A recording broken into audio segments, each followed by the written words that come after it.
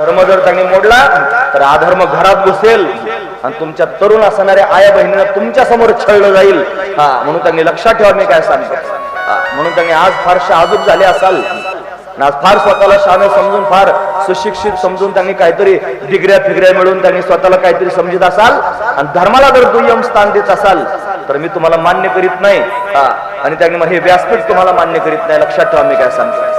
म्हणून त्यांनी तुम्ही सुशिक्षित व्हा, फार शिका, फार डिग्र्या प्राप्त करून घ्या.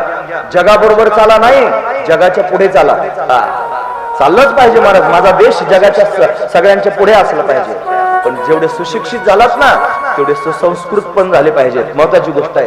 तुम्ही किती मोठे झालात आणि 1000 लोकांच्या समोर धोतरवाला पागोट्यावाला तुमचा बाप दिसल्यानंतर तुम्ही त्याच्या पायावर मस्तक ठेवलं पाहिजे. तुमची संस्कृती आहे महाराज. एवढे श्रेष्ठ होऊन जर बापाच्या पायावर डोकं ठेवाल तुमच्या पाठीवर थाप टाकली जाईल शाबासकीची. फार महत्वाचा मुद्दा. हे कोण